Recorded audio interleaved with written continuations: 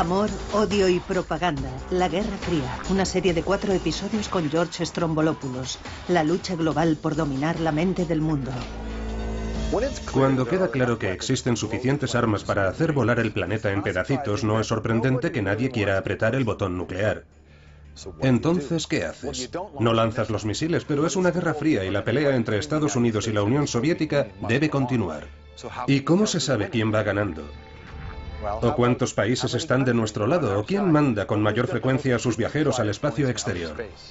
O mejor aún, ¿quién tiene las mejores lavadoras? Todo es un gran juego mental. Cada bando hace lo que sea necesario para demostrarle al mundo que su estilo de vida es mejor en una época de amor, odio y propaganda. Amor, odio y propaganda, la Guerra Fría. Episodio 2. Aumentando la presión.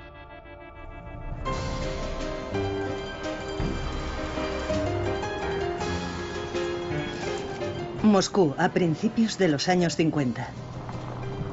La gente trabaja, compra, juega, como en cualquier otra ciudad. No hay señales obvias en el corazón del imperio comunista de que ésta sea una superpotencia en guerra. Eso es así porque en la Guerra Fría algunas armas son invisibles, como el sonido del jazz.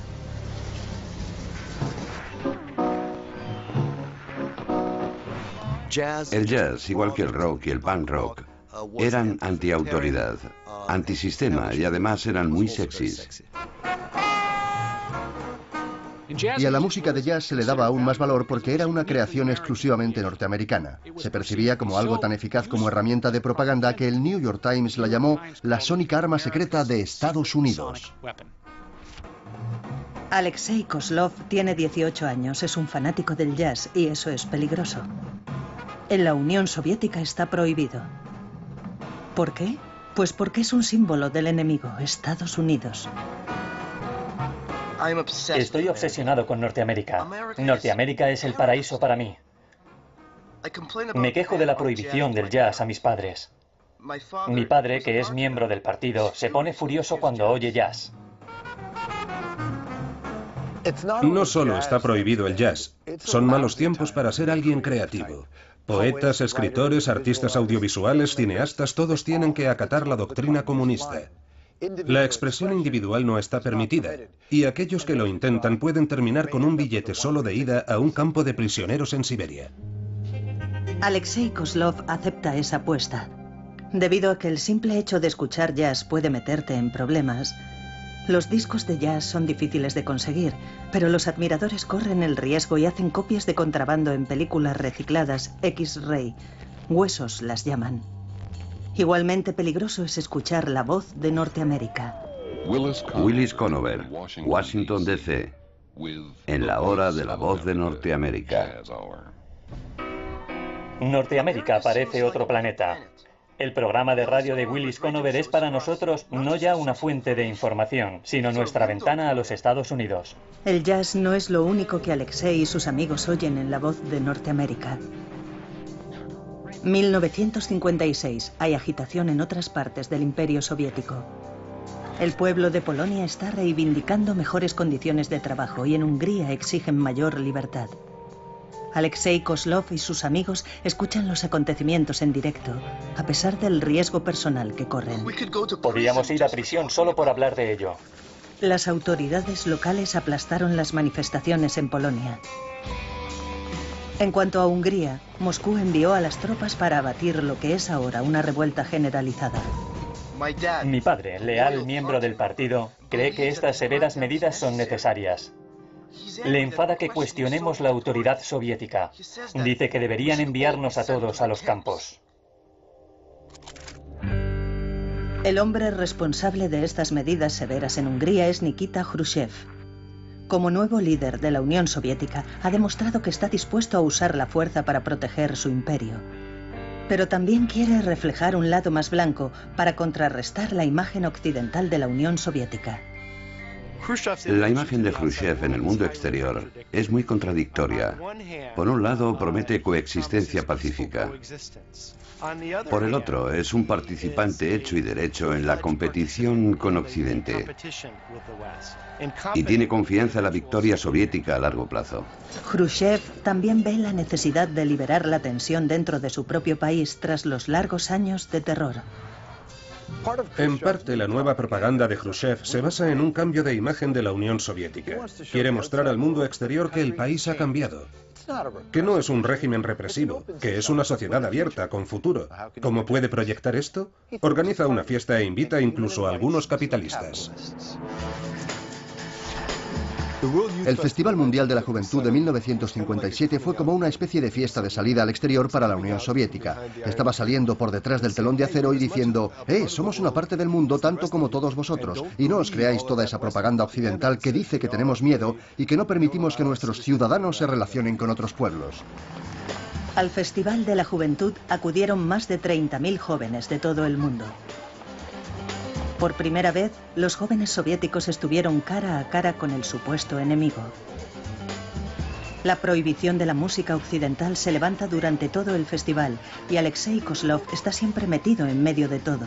Se ha convertido en un beatnik soviético y ahora puede codearse con exóticos músicos de jazz norteamericanos.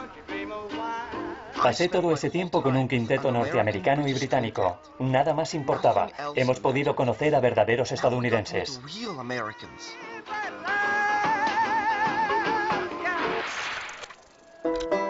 Entre esos verdaderos estadounidenses está una joven de espíritu libre, la cantante de folk Peggy Seeger, hermanastra del legendario Pete Seeger.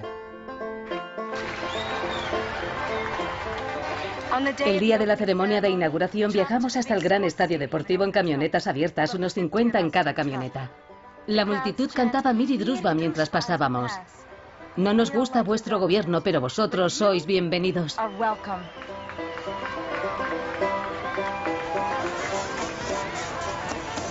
Es un verano cálido. Los jóvenes se han apoderado de la ciudad. La excitación flota en el aire, tanto como el amor. Todo el mundo se dejó llevar por el calor del momento, incluida la superestrella soviética de la poesía, Yevgeny Yevtushenko. Por primera vez en mi vida, mis labios socialistas tocaron unos labios supuestamente capitalistas. Besé a una chica norteamericana, rompiendo las reglas de la Guerra Fría. No fui el único. Muchos de mis amigos hicieron lo mismo en las calles, en los parques. Había una gran inquietud entre los líderes del partido de que las jóvenes rusas fueran incapaces de resistirse a los encantos de los hombres occidentales que participaban en el Festival de la Juventud, por lo que alentaron a las jóvenes soviéticas a preservar su castidad al menos durante la duración del festival. Y sabemos que eso no ocurrió. Hay una generación entera de niños de 1957, niños nacidos como resultado del festival. Cuando acabó la fiesta, Khrushchev quiere que la vida vuelva a ser como antes, pero algunas cosas han cambiado para siempre. La fiesta de Khrushchev fue un éxito. Bueno, en un sentido positivo muestra a la Unión Soviética como una sociedad abierta y amistosa. Esa es buena propaganda. Pero en el negativo les mostró a los soviéticos que los occidentales no eran tan malos en realidad como les habían hecho creer. Además tenían cosas bonitas que ellos no tenían, y eso es mala propaganda. Pero Khrushchev no estaba excesivamente preocupado. Estaba a punto de endurecer la rivalidad, esta vez con el dominio soviético del espacio exterior. El 4 de octubre de 1957, los soviéticos lanzaron el primer satélite artificial al espacio.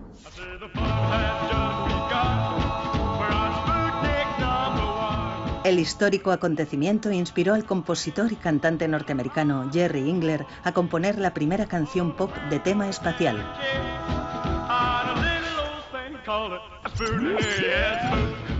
De nombre Sputnik, el satélite es aproximadamente del tamaño de una pelota de playa. Su lanzamiento y órbita alrededor de la Tierra es un éxito completo. Este día marca el comienzo de la era espacial.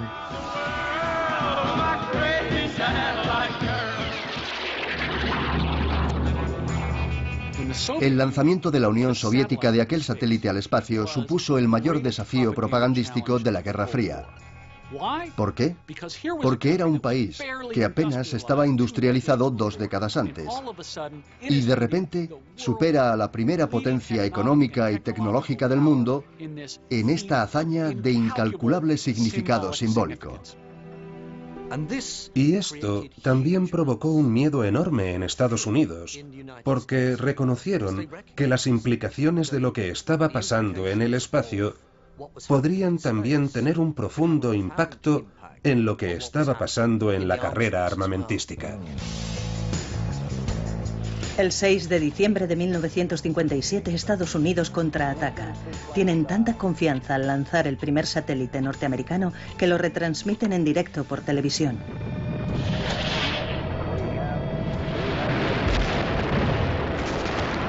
Los titulares lo decían todo. Fracasnik, Fallitnik y Kaputnik. Khrushchev no podía estar más satisfecho. Por primera vez va por delante en la Guerra Fría, muy por delante. Ha logrado la marca del éxito definitiva sobre Occidente. Aparece en la portada de la revista Time como el hombre del año.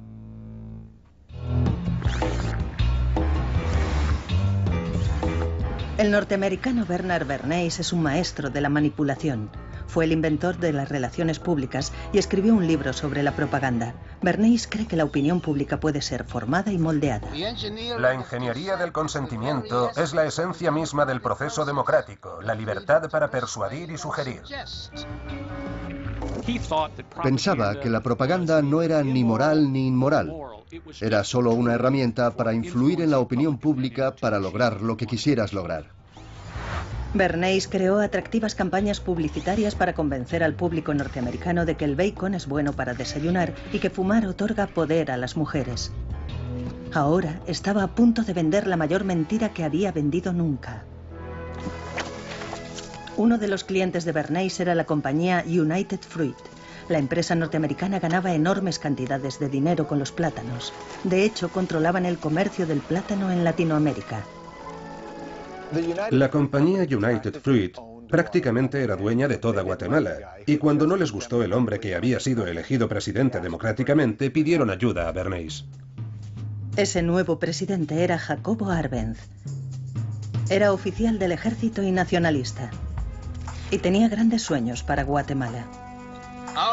Nuestro gobierno elevará el nivel de vida de las grandes masas de nuestro pueblo a su nivel más alto. Arbenz quería devolver la tierra a los campesinos. Pero United Fruit no la entregaría sin pelear. Edward Bernays, el hombre que podía vender cualquier cosa, va a vender la mentira de que Arbenz es un peligroso comunista. Me impresionó la idea de que aunque estuviera asesorando a una empresa bananera, en realidad estaba luchando en la Guerra Fría. ¿Cómo pudo Bernays salir impune de esto? Sincronía, el momento era perfecto. No estaba operando en el vacío, estaba operando en el momento de mayor apogeo del miedo rojo de los 50, en pleno macartismo. Investigando una supuesta infiltración comunista. Los norteamericanos ya estaban predispuestos a ver comunistas debajo de cada cama. La cruzada por la libertad es la oportunidad para luchar contra el comunismo. Bernays se aprovecha de la paranoia al miedo rojo de la Guerra Fría en Estados Unidos.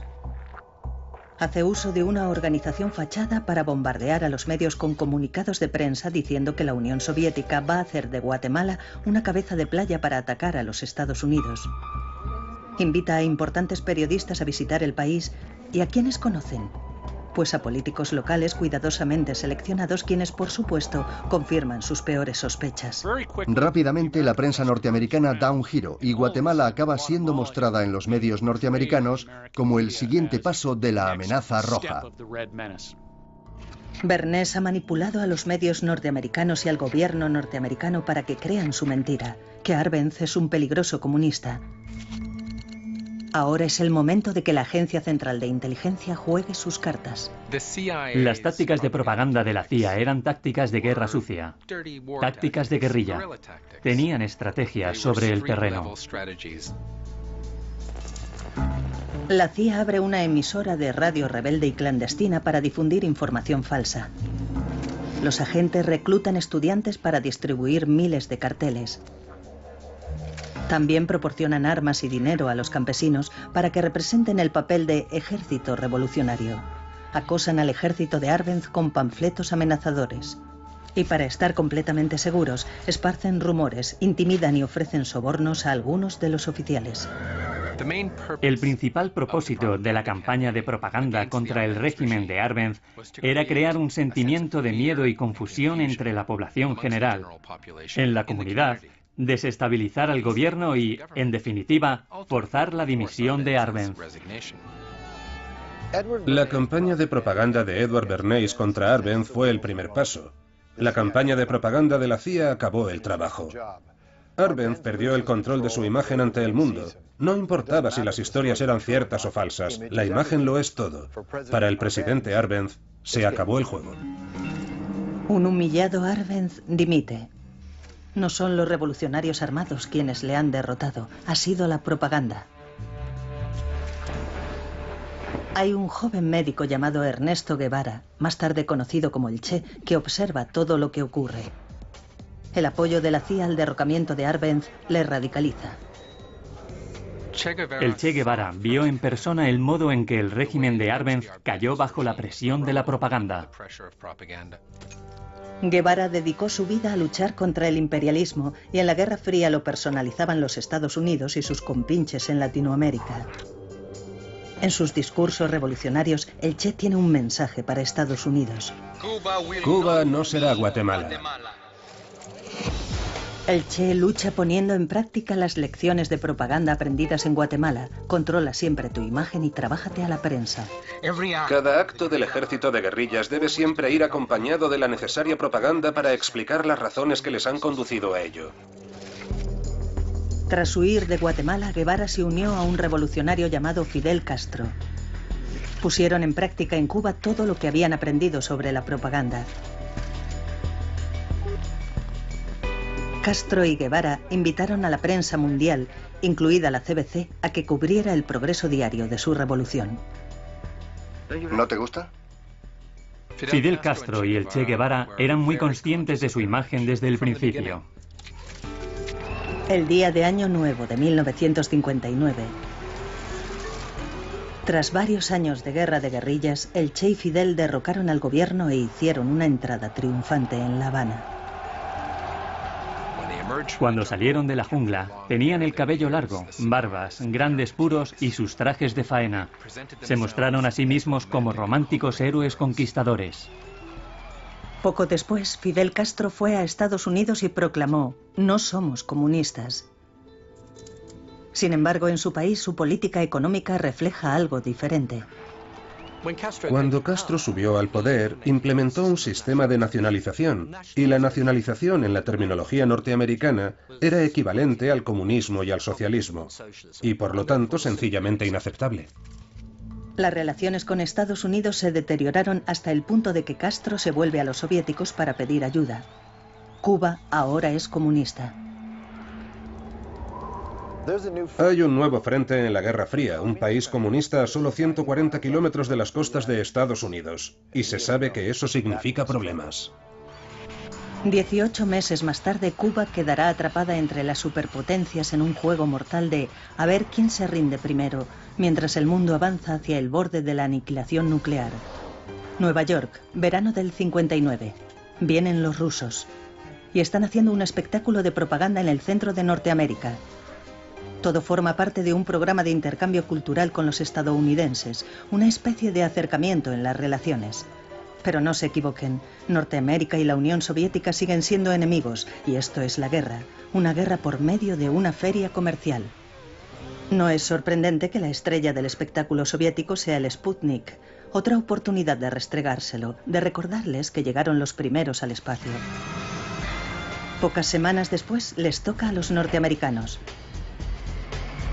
Van a Moscú a hacer lo que mejor saben hacer. Dar un espectáculo, una grande y ostentosa exposición para vender el sueño americano. Nikita Khrushchev no tenía ni idea de lo que le aguardaba.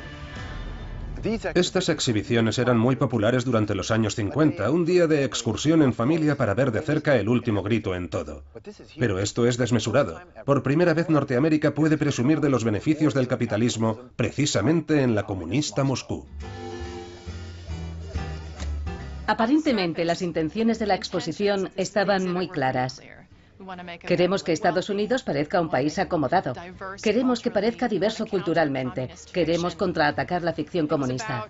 Se trataba de mostrar al pueblo ruso que lo que tenían, el crecimiento que creían estar experimentando, era solo una gota en el océano comparado con lo que podrían y deberían tener, y por supuesto, con lo que los norteamericanos disfrutaban ya. Tatiana Stepanova es una entre millones de soviéticos que han oído hablar de la exposición. Es una colegiala típicamente soviética y está impaciente por acudir. Todo el mundo quería ver la exposición. Era sensacional. Era indispensable. No sabíamos qué esperar. Solo queríamos ir. Yo quería ver la moda norteamericana. La ropa estilosa no existía en la Unión Soviética y estábamos desesperadas por tener un bonito par de zapatos, un vestido o un abrigo bonito. Pensaba que nadie me miraría ni se enamoraría de mí si no tenía la ropa adecuada. Cada día, miles de soviéticos hacían cola para visitar la exposición norteamericana. Robaron todos los catálogos de Sears and Roebucks.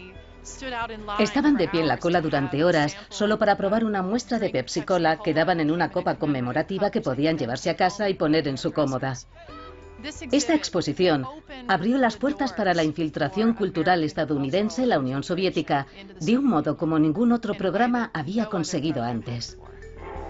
El vicepresidente Nixon escolta al primer ministro soviético Khrushchev en una vista preliminar de la Feria de Estados Unidos en el Parque Sokolniki. El gran artículo de propaganda de la exposición son Khrushchev y Nixon. Una aglomeración masiva de los medios los seguía a todas partes. Cuando pasearon hasta una exposición de la RCA que mostraba lo último en tecnología televisiva, se enzarzaron en un espontáneo debate que tocaba todos los grandes temas de la Guerra Fría. Cada palabra improvisada fue captada por las cámaras de televisión. Dentro de otros 7 años estaremos al nivel de Norteamérica. Y en cuanto les hayamos sobrepasado, les diremos adiós. Este es un revés propagandístico para Nixon. Parece que Khrushchev está dirigiendo el espectáculo. Un joven publicista rápido de reflejos llamado William Safir salió al rescate. Guió a los dos líderes a la exposición de una cocina. Los medios les siguieron. La Guerra Fría queda reducida a una discusión sobre lavadoras. Por una parte está Nixon diciendo que todo el mundo en Estados Unidos puede permitírselas. Por otro lado, Khrushchev decía que lo mismo ocurría en la Unión Soviética. Esto evidentemente no era verdad. La gente podía adivinarlo. Era una gran mentira. Al día siguiente, estas fotos mostrando a Nixon dominando la situación fueron publicadas en todos los periódicos norteamericanos e internacionales. La victoria de la propaganda había sido para Nixon. La discusión espontánea entre los dos hombres se conoció con el nombre de El debate de la cocina y fue un momento determinante en la propaganda de la Guerra Fría. Creo que podría decirse que en potencia, la exposición en Moscú fue uno de los mayores éxitos de propaganda de toda la era de la Guerra Fría, si no de todo el siglo XX. En cuanto a la joven colegiala que pensaba que nadie se enamoraría de ella, bueno, Tatiana Stepanova se enamoró de un guía norteamericano. Se comprometió con él y espera mudarse a Estados Unidos. La historia de amor entre la Unión Soviética y Estados Unidos no salió tan bien. El breve experimento de intercambios culturales termina en mutuas sospechas y en un endurecimiento de la Guerra Fría. Los líderes soviéticos lamentan haberse arriesgado a abrir sus puertas al estilo de vida norteamericano. Es un paso en falso que volverá a perseguirles más tarde. Pero hay un lugar en el Imperio Comunista donde la competición por el estilo de vida no se limita a una exposición. Berlín. La ciudad estaba dividida en dos políticamente, pero en absoluto físicamente, lo que significa que podían cruzar de un lado al otro. Y algunas personas, por ejemplo, incluso vivían en una mitad de la ciudad, digamos en Berlín Oriental, y tenían el trabajo en Berlín Occidental. Aunque no hay barreras entre el este y el oeste, el contraste es cruel. Barbara Schumann vive en la parte este, pero le gusta visitar a su tía en Berlín Occidental. Me permiten verla una vez al mes, solo un día. Siempre tengo que pedir permiso y obtener una carta especial de mi escuela. Oficialmente no tengo permitido llevarme nada conmigo del Berlín Oeste al Este. Pero por supuesto lo hace a pesar del riesgo que supone, porque Berlín Occidental lo tiene todo. Es un escaparate de todas las cosas occidentales. Hay muchas cosas que hacer, ver y comprar. Y es tan sencillo como subir a un tren en el este y bajarse en el oeste. El novio de Bárbara insiste en que huya con él al lado oeste. Ella duda, pero hay otros alemanes orientales que se están yendo a toda prisa, a un ritmo de 2000 al día. El éxodo es un doble golpe para el gobierno de Alemania Oriental. En primer lugar, drena la ya debilitada economía y en segundo, queda muy mal, y eso es mala propaganda. La solución de Alemania Oriental es atrevida y escandalosa. Una enorme barrera impedirá que la gente se vaya. El 13 de agosto de 1961 se cierran las fronteras, se instalan alambres de espino y comienza la construcción del muro de Berlín. Cuando cerraron la frontera, estalló el caos. La gente no podía ir a trabajar al otro lado. Algunos que se habían quedado a pasar la noche no pudieron volver con sus familias en el este. Sentíamos ansiedad y pánico respecto a lo que nos esperaba. Para hacernos una idea del impacto de aquel día, hay que imaginarse una fila de casas donde la gente saltaba por la ventana desde el 5º piso. Saltaban del Berlín Oriental al Occidental. Los líderes de Alemania Oriental afirmaron que el muro era para que no entraran imperialistas, espías y fascistas. Bárbara Schumann y su novio permanecieron en el lado oriental. El muro la escandalizó, pero ahora tenía que callarse y fingir que estaba de acuerdo. Tenemos que ir a mítines políticos y alabar la jugada del gobierno de Alemania Oriental. Pero nadie habla, todo el mundo se mantiene callado. Creo que la construcción del muro de Berlín fue un punto de inflexión importante. En términos de propaganda, no fue solo algo horrendo. También dejaba claro que las autoridades soviéticas tomarían cualquier medida para conservar su propio imperio. 1957. Ghana está de celebración. Es la primera colonia del África subsahariana que consigue la independencia. A finales de los años 60, 33 países más se unirán a Ghana. África se ha convertido en el nuevo campo de batalla de la Guerra Fría. Ambos, soviéticos y norteamericanos, quieren a las naciones recientemente independizadas de su lado. Las apuestas son altas. África es rica en minerales y recursos naturales. África en realidad está abierta al expolio. Los pueblos africanos quieren ser libres, no están comprometidos con el comunismo y tampoco están enamorados del capitalismo. Por eso hay una sensación de que quien entre y tome el control podrá tener acceso a esos recursos. Tanto los soviéticos como los norteamericanos persiguen el mismo objetivo: la gente joven, sobre todo la élite educada de África, que serán quienes tomen las decisiones en el futuro. Personas como el estudiante nigeriano Theophilus Okonkwo. Pertenece a la minúscula clase media de África y quiere hacer una contribución al futuro de su país. Soy joven, impaciente y estoy amargado. Como muchos otros millones de personas, presencié las injusticias del colonialismo. Busco formas y medios para acabar con el reinado del imperialismo.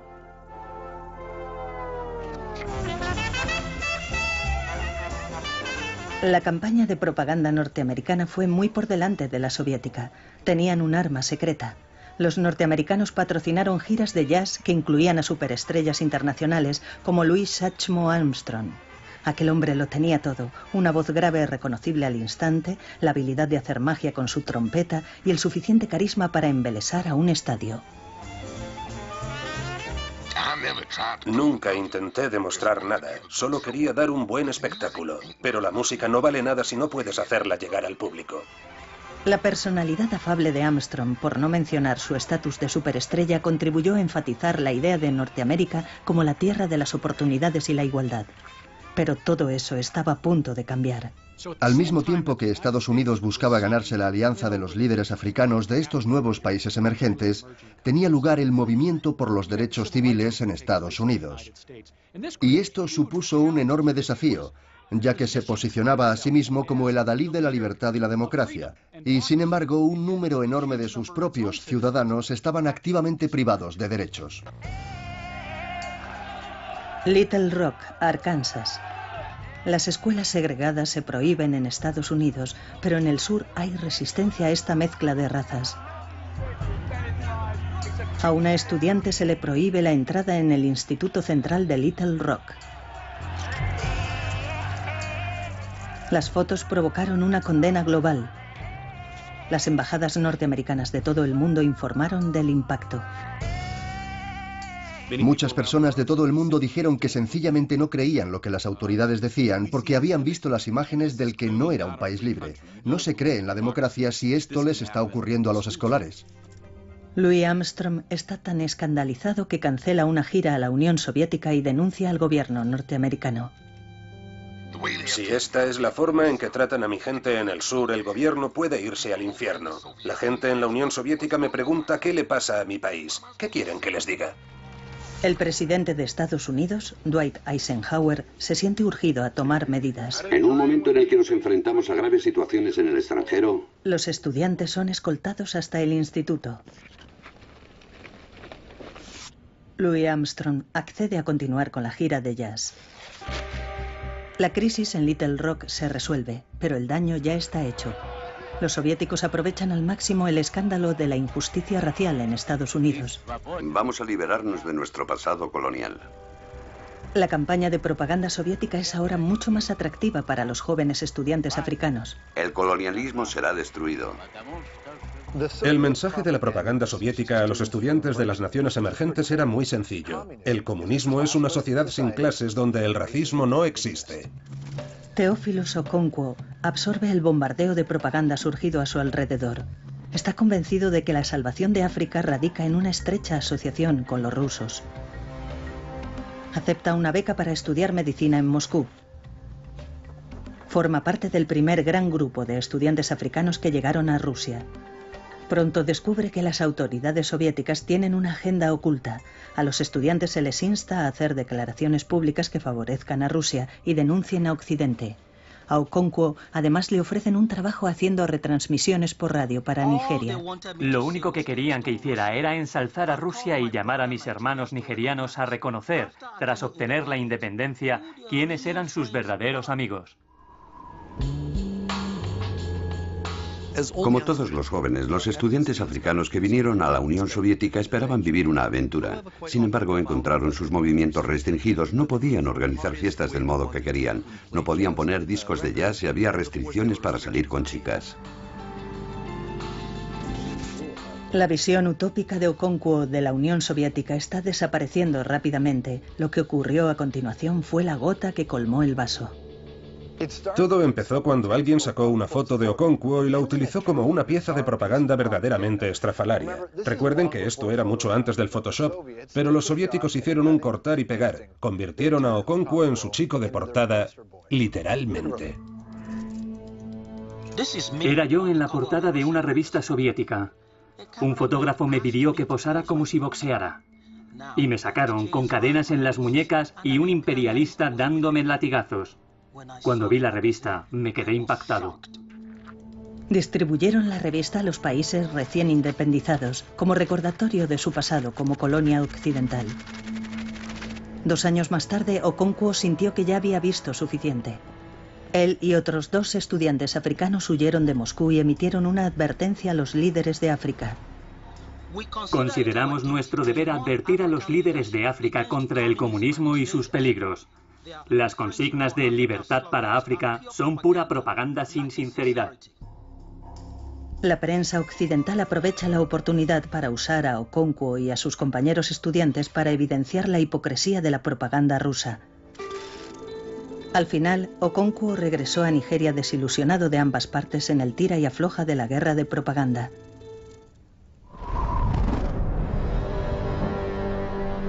Ambos lados, en la Guerra Fría, están armados hasta los dientes con bombas nucleares.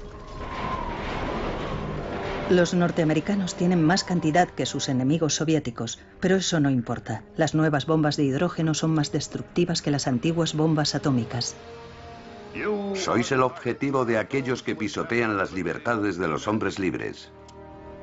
Eran suficientemente potentes para arrasar ciudades y extender cantidades masivas de una mortal lluvia radiactiva. Una gran parte de la propaganda nuclear de los años 50 lo hace valiéndose del miedo.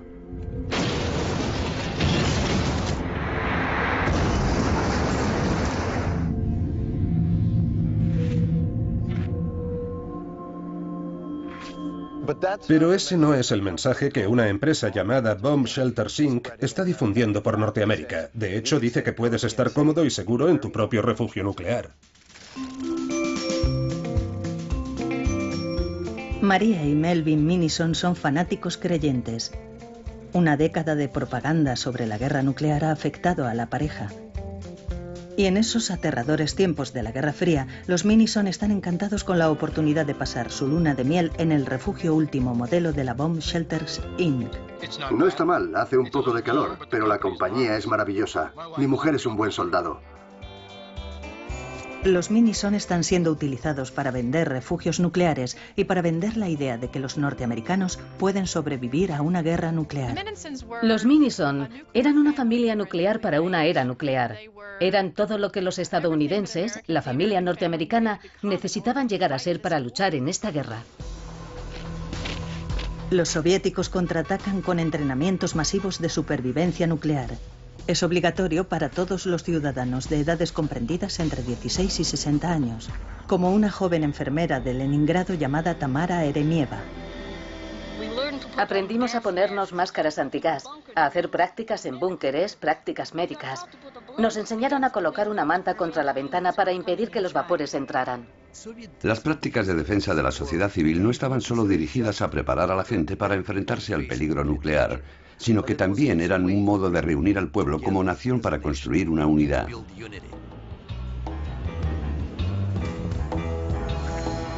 La propaganda en ambos bandos propaga el mito de que una guerra nuclear es segura y puede ganarse. ¿Qué puede hacer si una lluvia radiactiva viene hacia usted? Si le cae algo de polvo, quíteselo rápidamente. Ese polvo puede quemarle la piel. Querían lo que yo llamo el efecto ricitos de oro. Por una parte, querían que cundiera el miedo, porque el miedo es necesario para movilizar a la gente y que entre en acción, pero no querían que ese miedo fuese excesivo, porque eso llevaría al pánico o a la apatía. El mensaje era, la bomba puede caer en cualquier momento, pero ustedes pueden protegerse personalmente. La mejor protección de todas es el refugio especial, y tiene al menos 1 metro de tierra por encima. Y esa propaganda funciona para los Minison en su luna de miel, quienes están saliendo de su refugio antiatómico tras 2 largas semanas. Dios no permita que volvamos a estar en uno otra vez, a no ser que tengamos que resistir un ataque con una bomba atómica.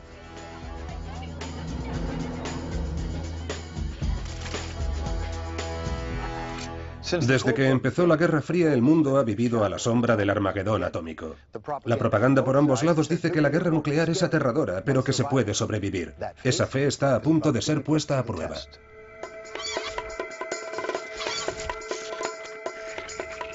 Aviones espía norteamericanos descubren que los soviéticos han metido a escondidas misiles en Cuba. Durante años, Estados Unidos ha apuntado con megatones de armas nucleares a la Unión Soviética. El primer ministro Nikita Khrushchev intenta contrarrestar esta ventaja norteamericana, pero su juego provoca una confrontación con el nuevo presidente norteamericano, John Fitzgerald Kennedy. No dejen que su aspecto les engañe. Kennedy es un guerrero de la Guerra Fría. El 22 de octubre de 1962, Kennedy decide hablar con dureza. La política de esta nación será considerar cualquier ataque nuclear lanzado desde Cuba contra cualquier nación en el hemisferio occidental como un ataque de la Unión Soviética contra los Estados Unidos, que requerirá una respuesta total de represalia contra la Unión Soviética. Kennedy ordenó a la Marina de los Estados Unidos organizar un bloqueo para impedir que llegaran a Cuba más armas nucleares. Esto en sí mismo era un acto de guerra. Khrushchev respondió: El gobierno soviético considera que la violación de la libertad de navegación en aguas internacionales y el espacio aéreo constituye un acto de agresión que empuja a la humanidad al abismo de una guerra nuclear mundial. Tenemos que tener en cuenta que había dos ejércitos nucleares armados enfrentándose el uno al otro en una situación muy tensa, y cualquier error, incluso el más mínimo, podría haber provocado una guerra que naturalmente habría escalado hasta un enfrentamiento nuclear. El mundo está a punto de dar un paso en falso hacia el holocausto nuclear. Estados Unidos pone en alerta máxima sus bombarderos y misiles. La tensión aumenta en todo el mundo occidental, sobre todo en Norteamérica. Hay soldados en las calles, tiendas que informan del fin de las existencias de agua embotellada y transistores de radio, y miles de personas salen de las ciudades hacia la supuesta seguridad del campo. En la Casa Blanca y el Kremlin, ambas partes discuten hasta dónde presionar al otro. La tensión asociada a la crisis de los misiles cubanos se consideró casi insoportable en aquel momento. Es decir, estamos hablando de destrucción mutua. Durante 7 tensos días, Khrushchev y Kennedy se midieron el uno al otro mientras millones de vidas pendían de un hilo. Al final, alcanzaron un acuerdo y la guerra nuclear es evitada por poco. Toda esa propaganda aterradora y que llegaran a estar tan cerca de volarlo todo, tuvo un profundo impacto. La amenaza de la guerra nuclear provocó dudas sobre los líderes de los gobiernos, provocó miedo y creó inseguridad, sobre todo entre la gente joven. Y aquí puede verse el origen de la gran desconfianza y de las perturbaciones que tuvieron lugar en los años 60. Es evidente que todo ello fue el resultado de la reacción de los norteamericanos ante la bomba.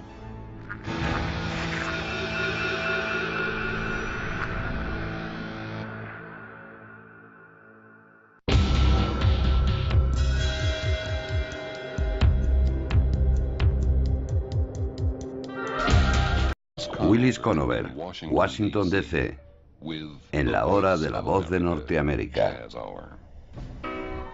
Norteamérica parece otro planeta. El programa de radio de Willis Conover es para nosotros no ya una fuente de información, sino nuestra ventana a los Estados Unidos. El jazz no es lo único que Alexei y sus amigos oyen en la voz de Norteamérica. 1956. Hay agitación en otras partes del Imperio Soviético. El pueblo de Polonia está reivindicando mejores condiciones de trabajo y en Hungría exigen mayor libertad. Alexei Kozlov y sus amigos escuchan los acontecimientos en directo, a pesar del riesgo personal que corren. Podríamos ir a prisión solo por hablar de ello. Las autoridades locales aplastaron las manifestaciones en Polonia. En cuanto a Hungría, Moscú envió a las tropas para abatir lo que es ahora una revuelta generalizada. Mi padre, leal miembro del partido, cree que estas severas medidas son necesarias. Le enfada que cuestionemos la autoridad soviética. Dice que deberían enviarnos a todos a los campos. El hombre responsable de estas medidas severas en Hungría es Nikita Khrushchev. Como nuevo líder de la Unión Soviética, ha demostrado que está dispuesto a usar la fuerza para proteger su imperio. Pero también quiere reflejar un lado más blanco para contrarrestar la imagen occidental de la Unión Soviética. La imagen de Khrushchev en el mundo exterior es muy contradictoria. Por un lado, promete coexistencia pacífica. Por el otro, es un participante hecho y derecho en la competición con Occidente. Y tiene confianza en la victoria soviética a largo plazo. Khrushchev también ve la necesidad de liberar la tensión dentro de su propio país tras los largos años de terror.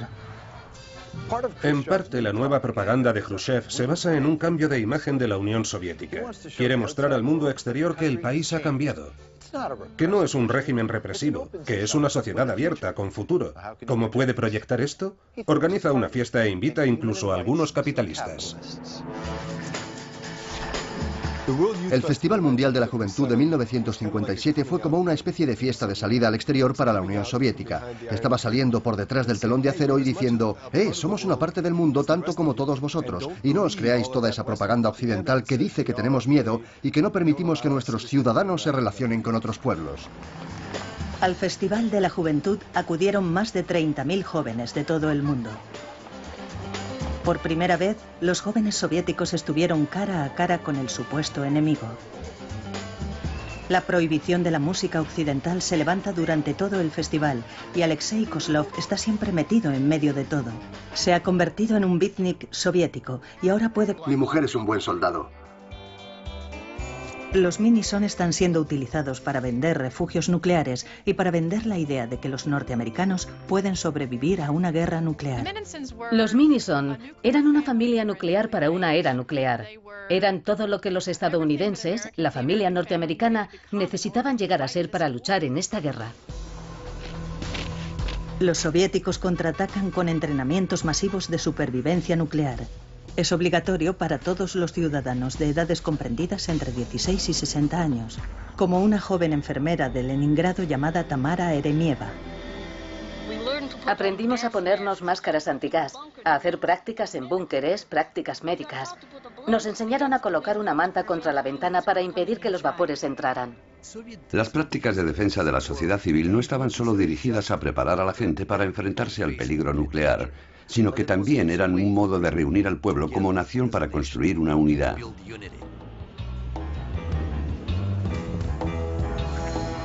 La propaganda en ambos bandos propaga el mito de que una guerra nuclear es segura y puede ganarse. ¿Qué puede hacer si una lluvia radiactiva viene hacia usted? Si le cae algo de polvo, quíteselo rápidamente. Ese polvo puede quemarle la piel. Querían lo que yo llamo el efecto ricitos de oro. Por una parte, querían que cundiera el miedo, porque el miedo es necesario para movilizar a la gente y que entre en acción, pero no querían que ese miedo fuese excesivo, porque eso llevaría al pánico o a la apatía. El mensaje era, la bomba puede caer en cualquier momento, pero ustedes pueden protegerse personalmente. La mejor protección de todas es el refugio especial, y tiene al menos 1 metro de tierra por encima. Y esa propaganda funciona para los Minison en su luna de miel, quienes están saliendo de su refugio antiatómico tras 2 largas semanas. Dios no permita que volvamos a estar en uno otra vez, a no ser que tengamos que resistir un ataque con una bomba atómica.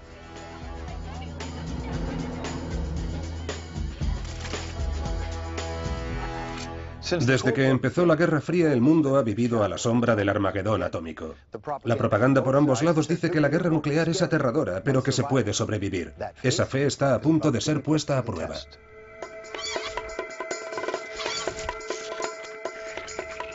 Aviones espía norteamericanos descubren que los soviéticos han metido a escondidas misiles en Cuba.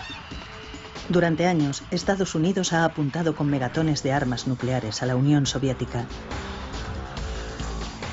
El primer ministro Nikita Khrushchev intenta contrarrestar esta ventaja norteamericana, pero su juego provoca una confrontación con el nuevo presidente norteamericano, John Fitzgerald Kennedy. No dejen que su aspecto les engañe. Kennedy... De otros 7 años estaremos al nivel de Norteamérica. Y en cuanto les hayamos sobrepasado, les diremos adiós. Este es un revés propagandístico para Nixon. Parece que Khrushchev está dirigiendo el espectáculo. Un joven publicista rápido de reflejos llamado William Safir salió al rescate. Guió a los 2 líderes a la exposición de una cocina. Los medios les siguieron. La Guerra Fría queda reducida a una discusión sobre lavadoras. Por una parte está Nixon diciendo que todo el mundo en Estados Unidos puede permitírselas. Por otro lado, Khrushchev decía que lo mismo ocurría en la Unión Soviética. Esto evidentemente no era verdad. La gente podía adivinarlo. Era una gran mentira. Al día siguiente, estas fotos mostrando a Nixon dominando la situación fueron publicadas en todos los periódicos norteamericanos e internacionales. La victoria de la propaganda había sido para Nixon. La discusión espontánea entre los 2 hombres se conoció con el nombre de El debate de la cocina y fue un momento determinante en la propaganda de la Guerra Fría. Creo que podría decirse que en potencia. La exposición en Moscú fue uno de los mayores éxitos de propaganda de toda la era de la Guerra Fría, si no de todo el siglo XX. En cuanto a la joven colegiala que pensaba que nadie se enamoraría de ella, bueno, Tatiana Stepanova se enamoró de un guía norteamericano. Se comprometió con él y espera mudarse a Estados Unidos. La historia de amor entre la Unión Soviética y Estados Unidos no salió tan bien. El breve experimento de intercambios culturales termina en mutuas sospechas y en un endurecimiento de la Guerra Fría. Los líderes soviéticos lamentan haberse arriesgado a abrir sus puertas al estilo de vida norteamericano. Es un paso en falso que volverá a perseguirles más tarde. Pero hay un lugar en el Imperio Comunista donde la competición por el estilo de vida no se limita a una exposición. Berlín. La ciudad estaba dividida en dos políticamente, pero en absoluto físicamente, lo que significa que podían cruzar de un lado al otro. Y algunas personas, por ejemplo, incluso vivían en una mitad de la ciudad, digamos en Berlín Oriental, y tenían el trabajo en Berlín Occidental. Aunque no hay barreras entre el este y el oeste, el contraste es cruel. Barbara Schumann vive en la parte este, pero le gusta visitar a su tía en Berlín Occidental. Me permiten verla una vez al mes, solo un día. Siempre tengo que pedir permiso y obtener una carta especial de mi escuela. Oficialmente no tengo permitido llevarme nada conmigo del Berlín oeste al este. Pero por supuesto lo hace a pesar del riesgo que supone, porque Berlín Occidental lo tiene todo. Es un escaparate de todas las cosas occidentales. Hay muchas cosas que hacer. Si esta es la forma en que tratan a mi gente en el sur, el gobierno puede irse al infierno.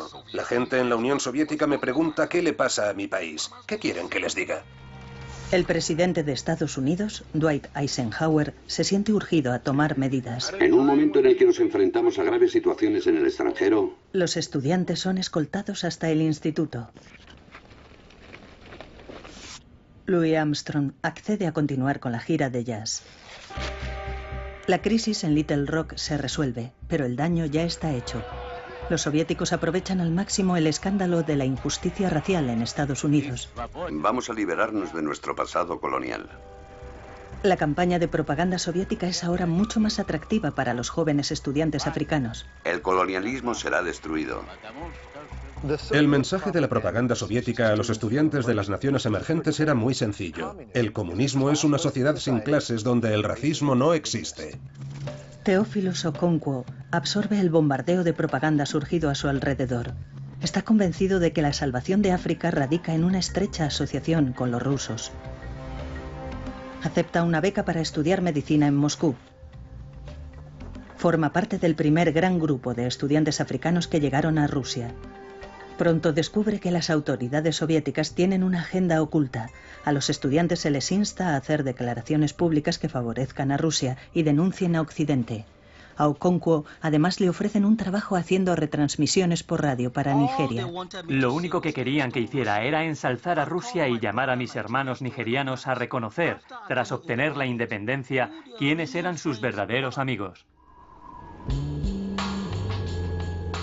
Como todos los jóvenes, los estudiantes africanos que vinieron a la Unión Soviética esperaban vivir una aventura. Sin embargo, encontraron sus movimientos restringidos, no podían organizar fiestas del modo que querían, no podían poner discos de jazz y había restricciones para salir con chicas. La visión utópica de Okonkwo de la Unión Soviética está desapareciendo rápidamente. Lo que ocurrió a continuación fue la gota que colmó el vaso. Todo empezó cuando alguien sacó una foto de Okonkwo y la utilizó como una pieza de propaganda verdaderamente estrafalaria. Recuerden que esto era mucho antes del Photoshop, pero los soviéticos hicieron un cortar y pegar. Convirtieron a Okonkwo en su chico de portada, literalmente. Era yo en la portada de una revista soviética. Un fotógrafo me pidió que posara como si boxeara. Y me sacaron con cadenas en las muñecas y un imperialista dándome latigazos. Cuando vi la revista, me quedé impactado. Distribuyeron la revista a los países recién independizados, como recordatorio de su pasado como colonia occidental. 2 años más tarde, Okonkwo sintió que ya había visto suficiente. Guevara, más tarde conocido como el Che, que observa todo lo que ocurre. El apoyo de la CIA al derrocamiento de Arbenz le radicaliza. El Che Guevara vio en persona el modo en que el régimen de Arbenz cayó bajo la presión de la propaganda. Guevara dedicó su vida a luchar contra el imperialismo y en la Guerra Fría lo personalizaban los Estados Unidos y sus compinches en Latinoamérica. En sus discursos revolucionarios, el Che tiene un mensaje para Estados Unidos. Cuba no será Guatemala.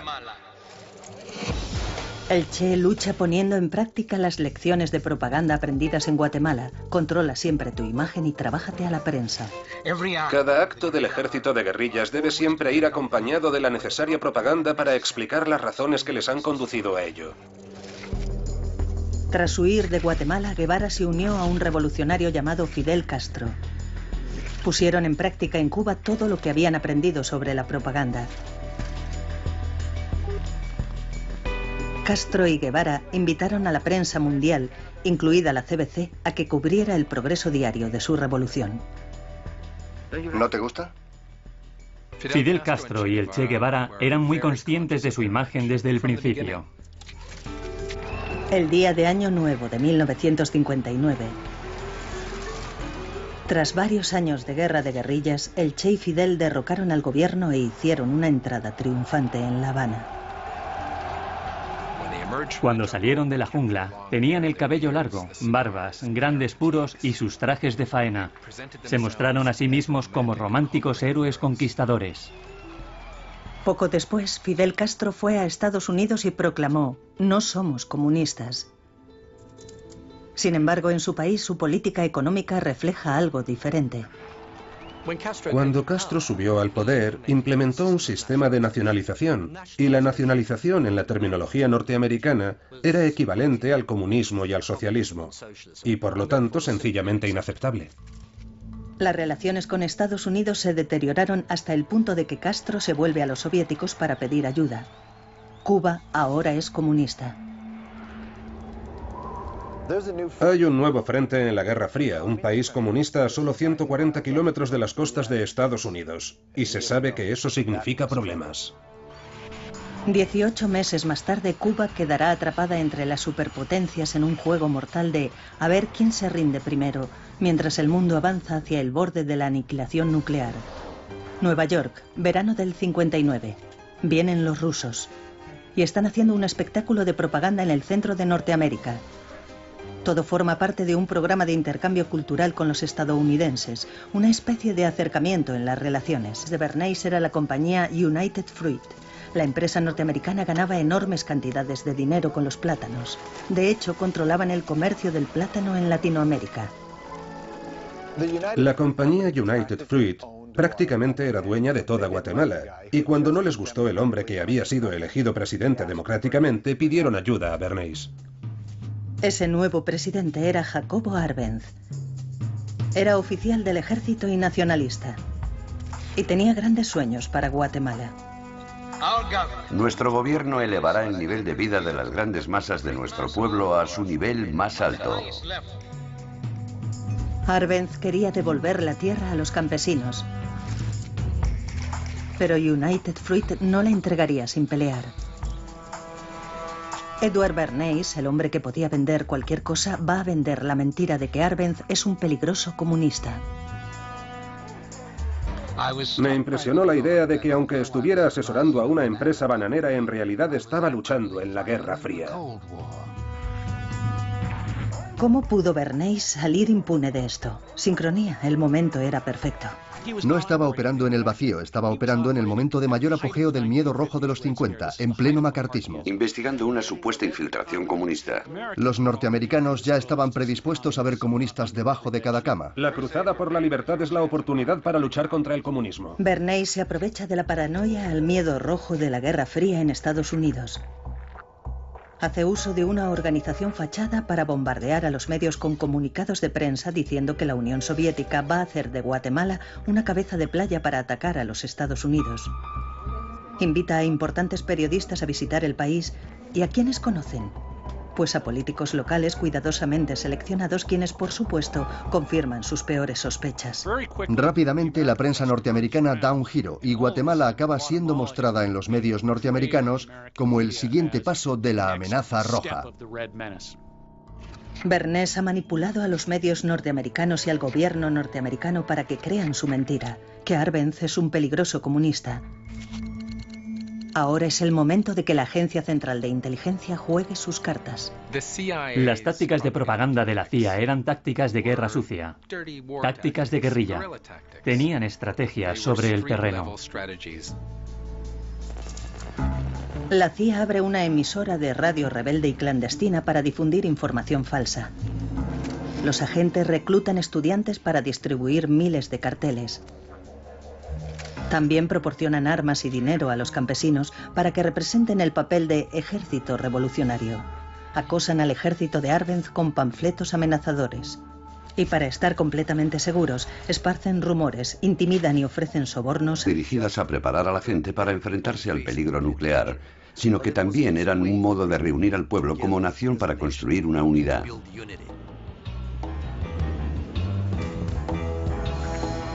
La propaganda en ambos bandos propaga el mito de que una guerra nuclear es segura y puede ganarse. ¿Qué puede hacer si una lluvia radiactiva viene hacia usted? Si le cae algo de polvo, quíteselo rápidamente. Ese polvo puede quemarle la piel. Querían lo que yo llamo el efecto ricitos de oro. Por una parte, querían que cundiera el miedo, porque el miedo es necesario para movilizar a la gente y que entre en acción, pero no querían que ese miedo fuese excesivo, porque eso llevaría al pánico o a la apatía. El mensaje era: la bomba puede caer en cualquier momento, pero ustedes pueden protegerse personalmente. La mejor protección de todas es el refugio especial, y tiene al menos 1 metro de tierra por encima. Y esa propaganda funciona para los Minison en su luna de miel, quienes están saliendo de su refugio antiatómico tras 2 largas semanas. Dios no permita que volvamos a estar en uno otra vez, a no ser que tengamos que resistir un ataque con una bomba atómica.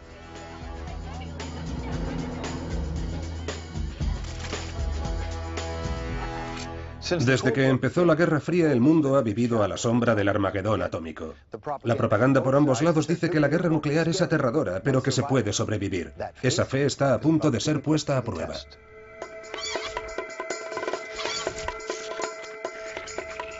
Aviones espía norteamericanos descubren que los soviéticos han metido a escondidas misiles en Cuba. Durante años, Estados Unidos ha apuntado con megatones de armas nucleares a la Unión Soviética. El primer ministro Nikita Khrushchev intenta contrarrestar esta ventaja norteamericana, pero su juego provoca una confrontación con el nuevo presidente norteamericano, John Fitzgerald Kennedy. No dejen que su aspecto les engañe. Kennedy es un guerrero de la Guerra Fría. El 22 de octubre de 1962, Kennedy decide hablar con dureza.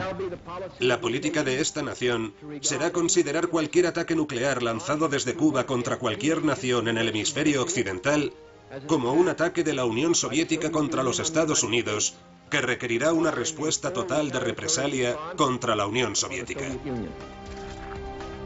Kennedy ordenó a la Marina de los Estados Unidos organizar un bloqueo para impedir que llegaran a Cuba más armas nucleares. Esto en sí mismo era un acto de guerra. Khrushchev respondió: el gobierno soviético considera que la violación de la libertad de navegación en aguas internacionales y el espacio aéreo constituye un acto de agresión que empuja a la humanidad al abismo de una guerra nuclear mundial. Agentes africanos que vinieron a la Unión Soviética esperaban vivir una aventura. Sin embargo, encontraron sus movimientos restringidos. No podían organizar fiestas del modo que querían. No podían poner discos de jazz y había restricciones para salir con chicas. La visión utópica de Okonkwo de la Unión Soviética está desapareciendo rápidamente. Lo que ocurrió a continuación fue la gota que colmó el vaso.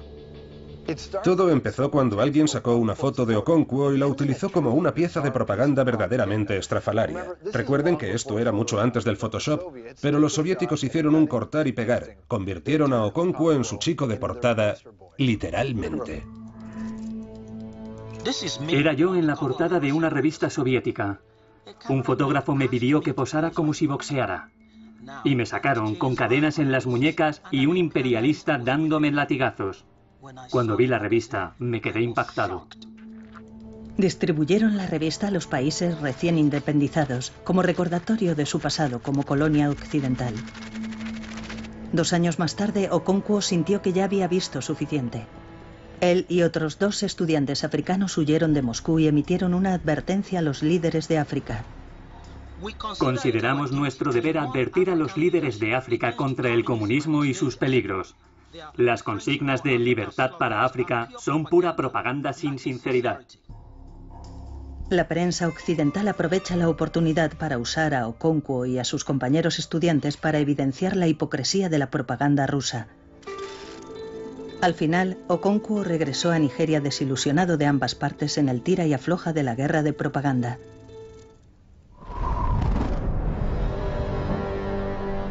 Ambos lados, en la Guerra Fría, están armados hasta los dientes con bombas nucleares. Los norteamericanos tienen más cantidad que sus enemigos soviéticos, pero eso no importa. Las nuevas bombas de hidrógeno son más destructivas que las antiguas bombas atómicas. Sois el objetivo de aquellos que pisotean las libertades de los hombres libres. Eran suficientemente potentes para arrasar ciudades y extender cantidades masivas de una mortal lluvia radiactiva. Una gran parte de la propaganda nuclear de los años 50 lo hace valiéndose del miedo.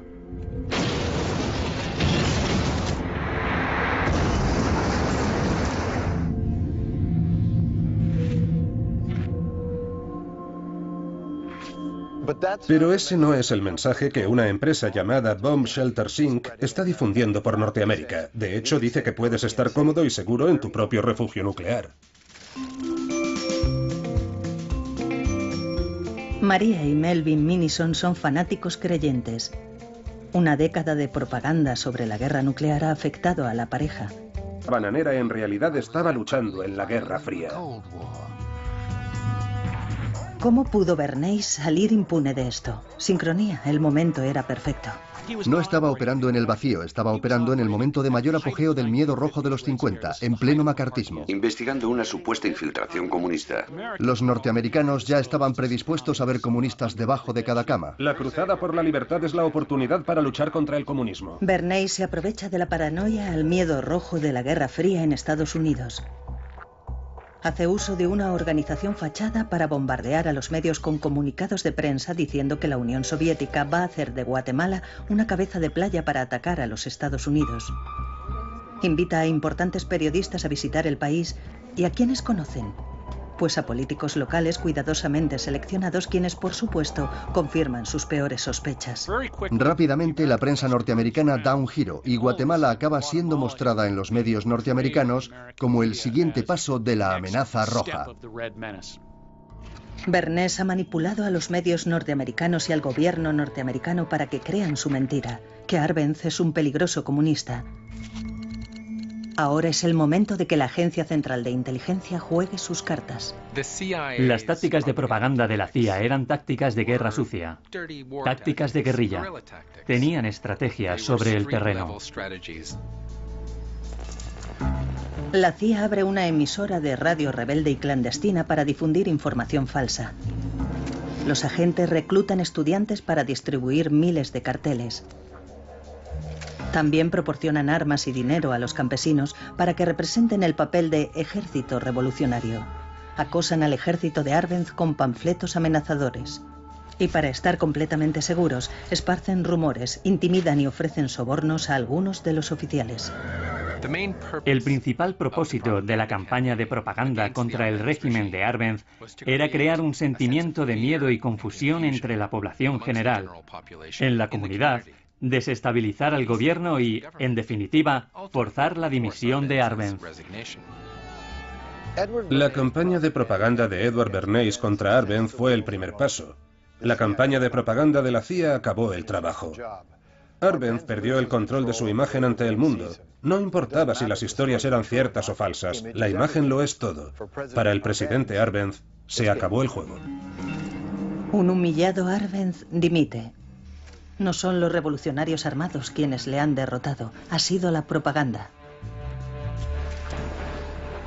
Hay un joven médico llamado Ernesto Guevara, más tarde conocido como el Che, que observa todo lo que ocurre. El apoyo de la CIA al derrocamiento de Arbenz le radicaliza. El Che Guevara